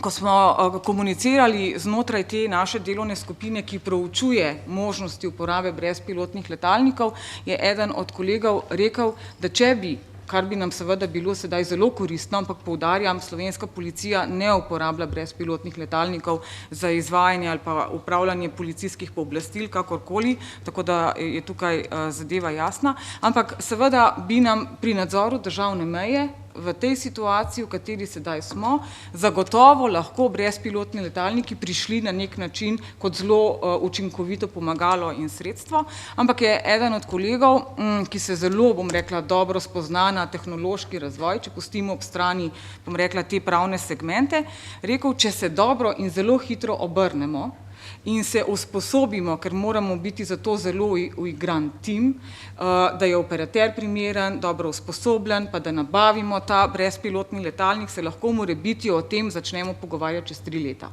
Tu nekako je realnost, kar se tiče, bom rekla, slovenske policije. Tako da ni nekega strahu, da bi mi s kakšnimi čebelami letali. Zagotovo seveda vidimo potrebo po spremembi zakonodaje, tudi temeljne policijske zakonodaje, ki govori o izvajanju policijskih pooblastil.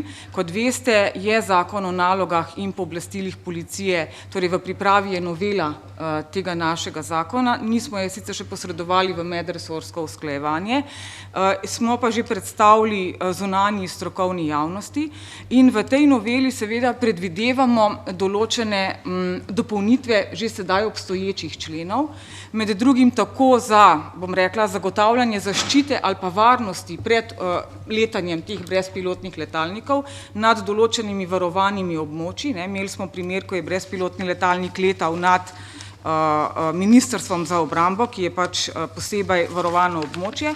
Se pravi, pri policijskem pooblastilu omejitve gibanja predvidevamo, da se prepove seveda torej prelet določenemu brezpilotnemu letalniku. Prav tako predvidevamo tudi dopolnitev tistega člena, ki govori o prisilnem ustavljanju vozil, med drugim tudi o možnosti, seveda najprej moramo, bom rekla, zapisati ali pa regulirati sploh, da lahko policija to stori, potem seveda iščemo med drugim tudi ustrezne tehnične rešitve, se pravi prisilno ustavljanje tudi zrakoplovov, tudi brezpilotnih zrakoplovov.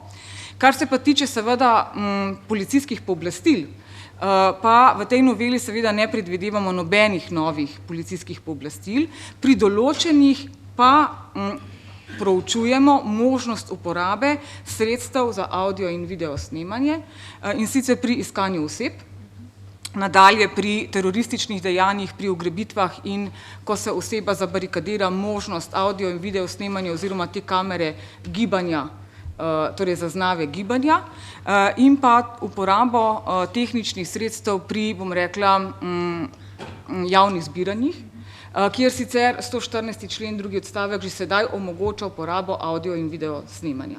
S tem seveda, da mi upoštevamo načelo numerus clausus, se pravi, da konkretno naštejemo, kot pač seveda razvoj znanosti omogoča ta tehnična sredstva, ki bi jih uporabili, upoštevaje seveda smernice informacijskega pooblaščenca, za katere je pravzaprav policija sama zaprosila, kot bom rekla nek napotek, na kakšen način se lotiti, bom rekla, predloga regulative, in sicer z identifikacijo tveganja, z analizo tveganja in pa z nekimi varovali pred tem tveganjem posega v seveda komunikacijsko, informacijsko in vsesplošno zasebnost. Dejstvo je seveda, da je ena od človekovih pravic tudi varnost, in dejstvo je seveda, da bad boysi že uporabljajo brezpilotne letalnike.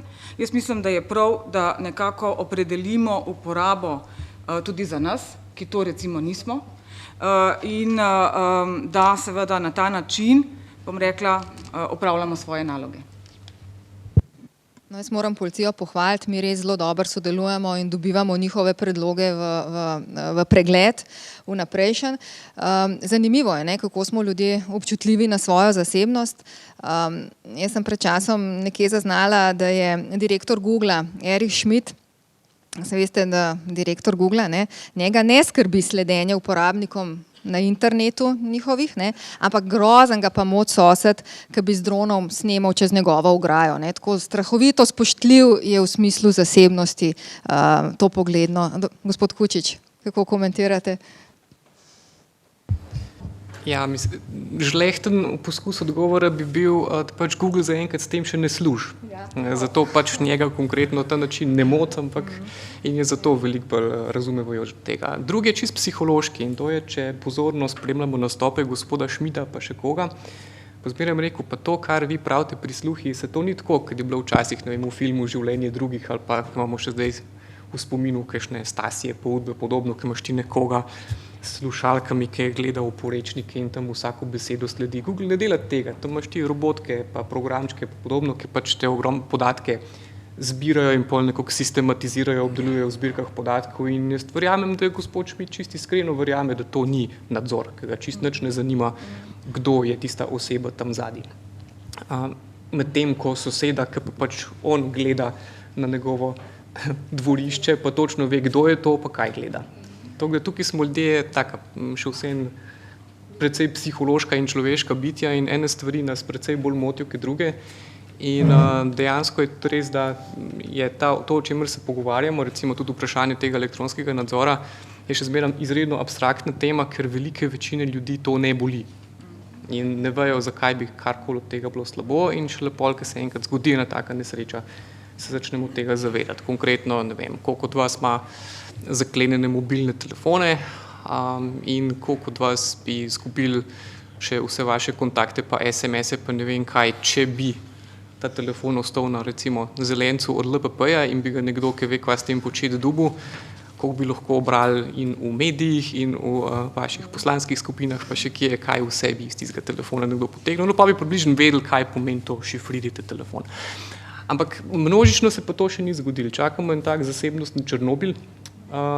Problem takih zasebnosti v Černobilu je pa to, kar je gospod Čaleta tudi povedal, da ekstremni dogodki zmeraj prinašajo tudi ekstremno regulacijo, ki pa naredi dostikrat več škode kot koristi in kar pač kot nekdo, ki je bolj opazoval vsega skupaj, tukaj pa res lahko pohvalim, je pa to, da v primerjavi z drugimi tehnološkimi novostmi v zadnjih 10 ali pa to letih se o dronih veliko več govori že zdaj, preden se je kaj hudega zgodilo. Kar pomeni, za spremembo se pogovarjamo o regulaciji pa o ukrepih pa o pravilnikih še preden se je tak Černobil zgodil, kar je absolutno v redu.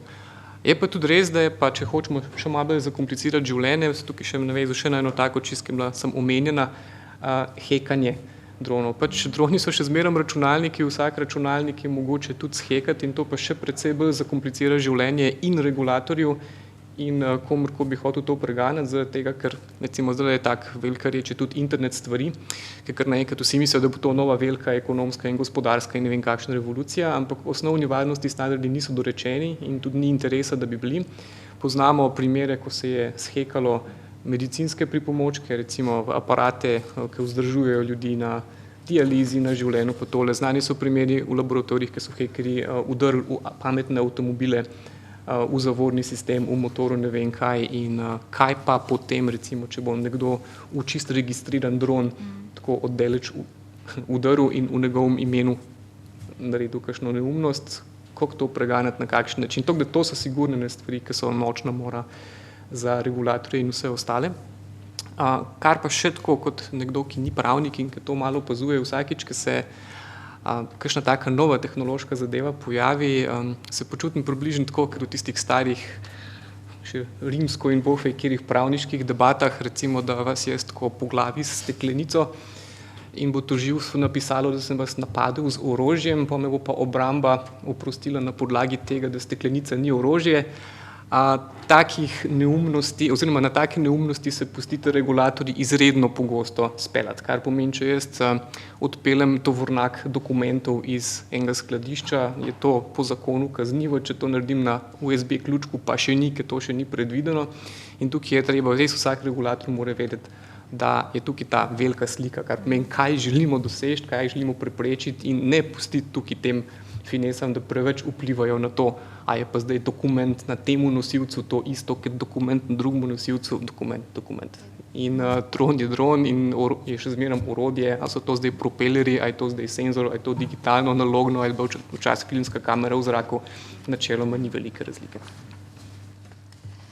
Ja, zanimive temo smo odprli, ne. Jaz imam tlele še ogromno enih vprašanj za vas pripravljenih, ampak vidim, da ne bomo do njih prišli, ker čas nas pa kljub vsemu preganja.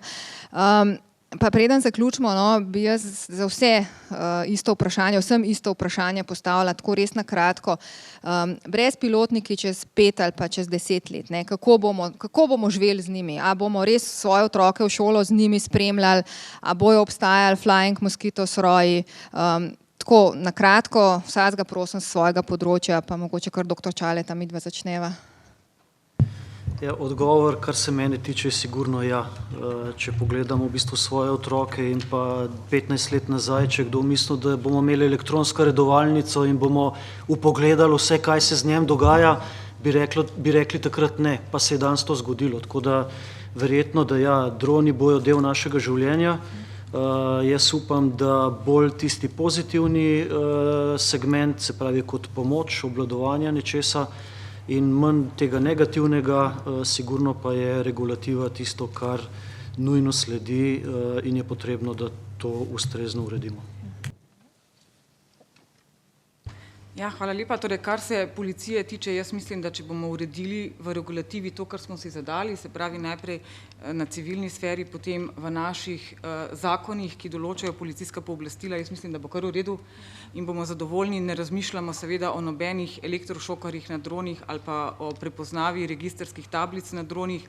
Če povem samo za primerjavo, slovenska policija približno 10 let že proučuje možnost uporabe tasarjev. Za primerjavo vse evropske policije seveda tasarje že lahko uporabljajo pri izvajanju policijskih pooblastil. Slovenska policija še ne in se zdaj nekako s tem prisilnim sredstvom spogledujemo, tako da pri dronih smo mi še, kar se dronov tiče, še zelo svetlobna leta daleč. Dejstvo je seveda, da si policija vedno želi zelo jasna pravila delovanja. Dejstvo je seveda tudi, da je od, bom rekla, nekega družbenega konsenza, ne nazadnje v tej hiši, odvisno, kje je ravnovesje in kje bo ravnovesje med varnostjo in zasebnostjo. In zagotovo je, bom rekla, od ustavne stroke, ustavno-pravne stroke, tudi od, bom rekla, dognanj in mnenj informacijskega pooblaščenca odvisno, v katero smer bo to ravnovesje šlo oziroma ali bomo uspeli nekako to ravnovesje obdržati. Hvala. Recimo, če ste starejši kot 40 let, se verjetno še spomnite, kako ste dobili svoj prvi mobilni telefon in vam je bil to tak wow moment. Zaradi tega, ker še veste, da je bil to nekaj drugega kot tisti telefon, ki je bil tam fiksno nekje priključen. Danes je telefon. Danes sploh ne govorimo več o tem, da je to nekaj drugega in vsaka tehnologija postane zares pomembna takrat, ko postane nevidna. Čez 10 let ne bomo govorili o dronih, ampak ko boš naročil pico, ti jo bo verjetno pripeljal dostavljati, ki bo sicer verjetno robotski, če bo živel v določenih predelih sveta in temu ne boš več rekel dron. Tako da čez 10 do 15 let bojo droni del verjetno vsakdana, saj v bolj razvitih predelih sveta. In vprašanje je samo, na kakšen način bomo pač v teh 10 do 15 letih so vplivali na to, kaj bojo tisti droni počeli. Hvala. Jaz bi pozoril na logiko drona. In logika drona je že tukaj. In skozi to je treba opazovati, pa ne glede na to, kako ta predmet, pa to reči imenujemo. Logika drona, kot jo imenuje Mark Andrejevič v tej naši novi knjigi, ki smo jo izdali pri Springerju, logika drona, ki je v tem, da poveča naša čutila, da vidimo dlje, da vidimo po noči, da slišimo tudi tisto, kar sicer ne bi slišali, tako da čutila. Druga, da skrči čas in prostor, dron, ki gleda, posluša in karkoli naprej, 24 ur na dan, permanentno celo področje, primer, ki ga povedal kolega Kucič, in Argus IC, primer ameriške vojske, ki lahko z dronom snema celo mesto. To je drugič. Tretjič je pa avtomatizacija. To imamo pa že danes to logiko tudi priča pri internetu, recimo avtomatizacija zbiranja podatkov, Google avtomatizirano zbira podatkov in, kar je ključno, avtomatizacija odločanja. Skratka, to je logika, ki jo prinaša dron in ki je zelo pomembna, ne glede na koliko bomo te naprave imenovali. Za prihodnost bi pa rekel, hitrost obdelovanja večja, avtomatizacija večja, avtonomnost večja in seveda boj teh gigantov za moč. Ne bo mogoče policije, pa represivni organi bodo tudi, ampak Googli, Facebooki, ki že gradijo drone, kupujejo podjetja za drone, zato da bodo prenašali podatke in tako naprej. Skratka, ti so glavni akteri, ki bodo razvijali to naprej. Hvala. Ja, glede pravno-regulativne ureditve. Zdaj vizija in skupna vizija je vse primerljiva regulativa, to se pravi po vseh državah, najprej v EU, naprej bo šel razvoj tudi v tem, da bo najbrž tudi po svetu, da bojo določene smernice iste. To pomeni, da bo nek upravljalec lahko iz Slovenije šel leteti pravno formalno tudi v drugo državo, recimo v Ameriko, Novo Zelandijo in tako naprej. Kako in s kakšno hitrostjo se bo zares to odvijalo? Seveda sam razvoj, mislim, je odvisno števila in predvsem posledic samih incidentov in nesreč. Od zelo namernih kaznivih dejanj, če bo prišlo do kakšnih terorističnih dejanj, upamo, da do tega ne bo prišlo. To bi razvoju tako regulativnem kot tehnično-varnostnim mehanizmom, predvsem pa omejitvam, dodalo povsem novo dimenzijo. Na tehnološkem področju, kaj utegnemo videti? Tehnologija na področju brezpilotnikov močno napreduje sorazmerno z večjim številom uporabnikom in seveda tudi zanimivosti tega področja. Senzorji na brezpilotnikih bodo vse boljši in vse zmogljivejši. Veliki tehnološki skok pa bo mogočen z izboljšano avtonomijo letenja, ker vemo, zaenkrat smo še relativno omejeni, zato tudi razni hekerski poskusi niso tako uspešni, še trenutno, ker v tistih 10 minutah se ne da kaj dosti narediti. S podaljšanim časom letenja se bo pa marsikaj spremenilo. To pa bo omogočeno le z napredkom in učinkovito energijsko, z energijsko enoto, to pomeni baterijo, pogonskim sklopom. Del razvoja bo sigurno osredotočen tudi na sisteme omejevanja, avtomatskega omejevanja, nedovoljenega vstopa v zasebnost in v prelete na privatne površine. Razvoj praviloma poteka tako, da se najprej izboljšuje uporabniška izkušnja, to se pravi, da se pridobi čim več uporabnikov, da uporabniki to lahko enostavno vozijo. Izpostavil bi pa naslednja področja za izboljšave, ki jih bomo videli, to so predvsem kvaliteta delovanja sistemov, to pomeni, da bo čim manj nekontroliranih padcev, čim več sistemov varnostnih mehanizmov za samo letenje, sistem za seznavanje in izogibanje nevarnostim in predvsem izogibanje drugim letalnikom s posadko ali brez. To se pravi crash avoidance systems, obstacle and collision avoidance. Po vsej verjetnosti se bodo s časom oblikovali tudi posebne zračne poti za brezpilotnike, za katere bo po vsej verjetnosti predvidena višina tam nekaj do 120 metrov, maksimalno do 150 metrov. Nekaj podobnega so predlagali že pri Amazonu, to smo videli, ampak zaenkrat je to bolj ali ne še v komercialne oziroma v marketinške namene, ampak kmalu se utegne to zgoditi. Jaz bi še na tale filmček, ki smo ga videli na začetku, rekel, tam je bilo omenjeno leto 2030, jaz lahko rečem, da je ta možnost, da bo precej verjetno vse 10 let prej. Zdaj, kako bo zadeva šla, dajmo se presenetiti. Hvala. Ja, hvala lepa vsem. Jaz mislim, da smo odprli veliko vprašanj, pa tudi, da smo dobili veliko odgovorov od naših gostov in da lahko zaključimo, da je normativna ureditev brezpilotnikov nujna in da je vsako odlašanje v bistvu nevarno.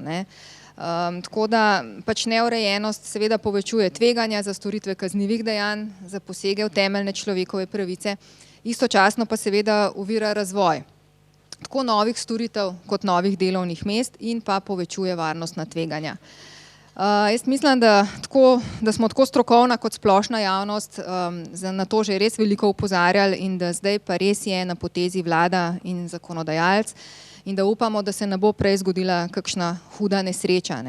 Verjamem pa tudi, da je za premik države, da ni potreben dogodek, ki se je pred časom zgodil na Japonskem. Lani na Japonskem, če se boste spomnili, je na strehi vladnega poslopja pristal dron, nosil je steklenico in pa napis "Čas je za zakonsko ureditev". Hvala lepa.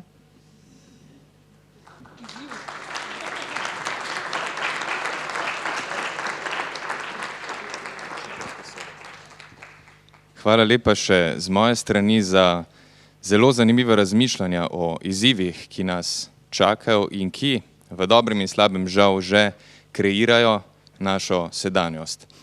Predlagam, da si ogledamo kratek in poučen film, ki ga je ravno na temo brezpilotnih letalnikov pripravil Inštitut za razvoj brezpilotnih sistemov.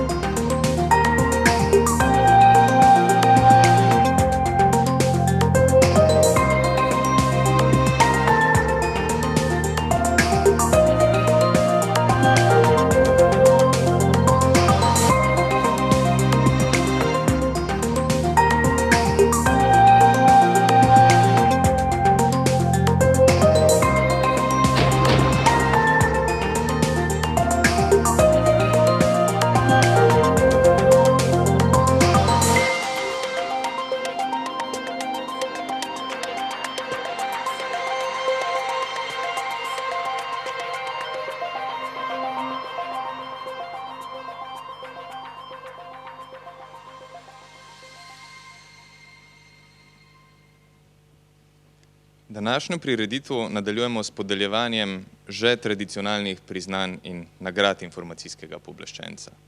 Podelili bomo priznanja podjetjem, ki so v letu 2015 pridobila certifikat ISO 27001, priznanje ambasador zasebnosti 2015 in nagrado za dobro prakso na področju varstva osebnih podatkov, tokrat le v zasebnem sektorju.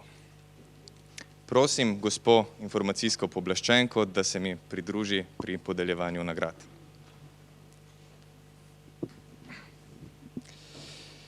Začeli bomo s podelitvijo priznanj prejemnikov certifikatov ISO 27001 v letu 2015. ISO 27001 je družina mednarodnih standardov za upravljanje informacijske varnosti. Vsebuje priporočila in nasvete za pomoč pri zaščiti zaupnosti, integritete in dosegljivosti informacij. Upravljavec, ki pridobi tak certifikat, s tem jasno pokaže, da k varstvu osebnih podatkov pristopa odgovorno in celovito. Zato informacijski pooblaščenec vsako leto izpostavi tiste upravljavce, ki so pridobili certifikat in se s tem zavezali k zagotavljanju visoke ravni varstva osebnih podatkov.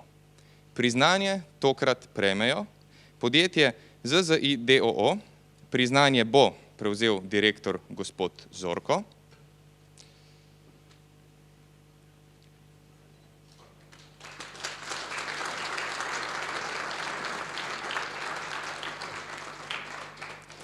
Žale javno podjetje d.o.o., priznanje bo prevzel direktor gospod Robert Martinčič,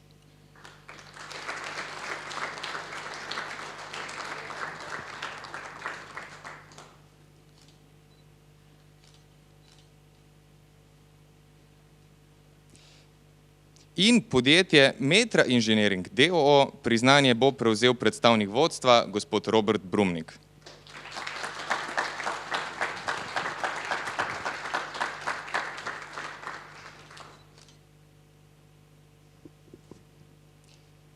Prejemnikom priznanj iskreno čestitamo. Zdaj pa nadaljujemo s podelitvijo priznanja ambasador zasebnosti 2015. Informacijski pooblaščenec že več let podeljuje posebno priznanje tistim upravljavcem osebnih podatkov, ki na svojem področju obdelave osebnih podatkov upoštevajo tako imenovan koncept grajene zasebnosti. In s tem skrb za zasebnost gradijo že samo osnovo nekega produkta, storitve ali rešitve. Tokrat priznanje ambasador zasebnosti za leto 2015 prejme Inštitut za razvoj brezpilotnih sistemov. V imenu inštituta bo priznanje prevzel vodja projektov, gospod Boštjan Vidmar, ki ga vabim, da se nam pridruži.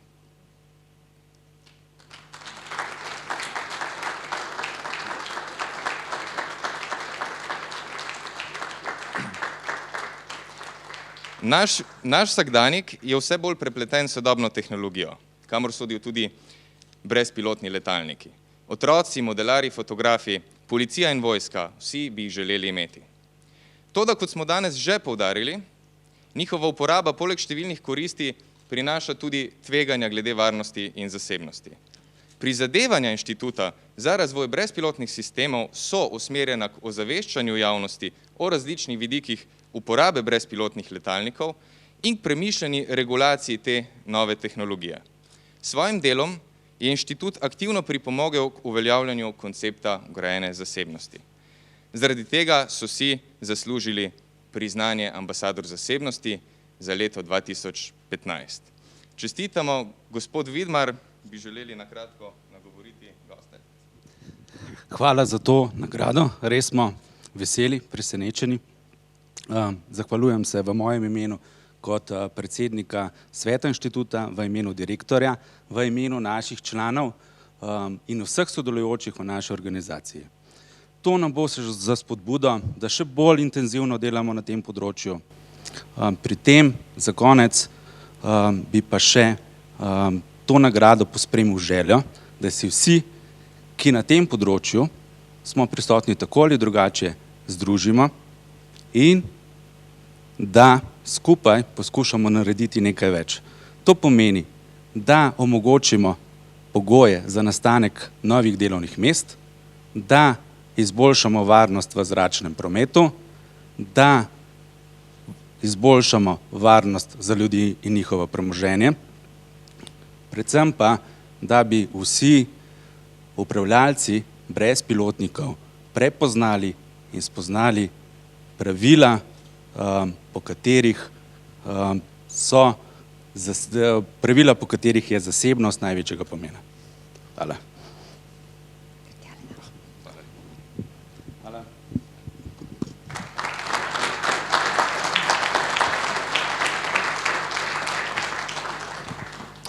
Zaključujemo s podelitvijo posebne nagrade za dobro prakso na področju varstva osebnih podatkov.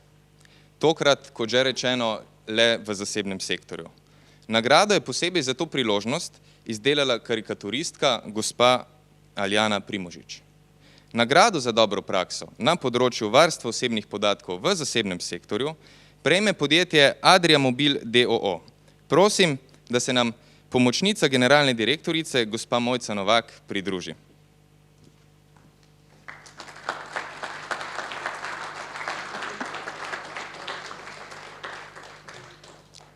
Informacijski pooblaščenec je v letu 2015 pri zavezancu Adria Mobil d.o.o. izvedel podroben inšpekcijski nadzor nad izvrševanjem določb Zakona o varstvu osebnih podatkov. Ugotovljeno je bilo, da ima zavezanec zgledno vzpostavljen sistem postopkov in ukrepov za zavarovanje osebnih podatkov. To pomeni, da se tako vodstvo kot zaposleni v podjetju Adria Mobil d.o.o. jasno zaveda ključne vloge varstva osebnih podatkov pri zagotavljanju visoke ravni spoštovanja pravice do zasebnosti. Iskreno čestitamo. Gospa Primožič, prosim za nekaj besed. Pardon. Hvala lepa za to, da ste prepoznali Adrio Mobil in ji podelili tako, bom rekla, pomembno priznanje. Adria Mobil je prejemnica več priznanj in to res je presenečenje in iskrena hvala, smo ponosni na to, da smo bili deležni tega. In rada bi povedala, da zaposleni v Adrii Mobil so tisti, ki udejanjajo cilje in so zaslužni za to, da je Adria Mobil z slovensko blagovno znamko, z lastnim razvojem prepoznana širom po svetu na 3 kontinentih in da z našimi produkti, avtodomi, mobilnimi stanovanjskimi enotami jih uporabljajo in pa prikolicami vozijo kupci širom po sveta in seveda pomembno je tudi to, da Adria Mobil zaseda med konkurenco med top 3 proizvajalce. Brez takšni rezultati so predvsem zasluga zaposlenih in njihovo skrbno ravnanje in razvoj, predvsem z znanjem, inovativnostjo, spoštljivostjo, dobro komunikacijo je tisto, ki nas pozicionira trajnostno 50 let in upamo, da tako še vnaprej.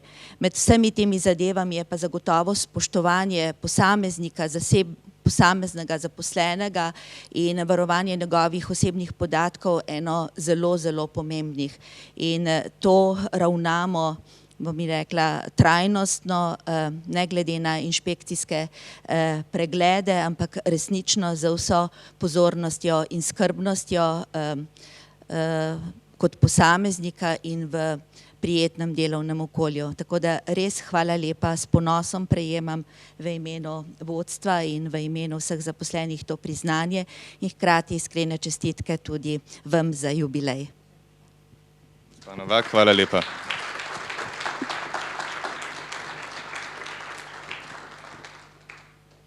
Hvala vsem za udeležbo na današnjem dogodku. Še posebej hvala gostom okrogle mize za vaše razmišljanja. Seveda ste zdaj vsi vljudno vabljeni, da se še nekoliko podružite z nami v predvirju, kjer vas čaka pogostitev. Hvala lepa.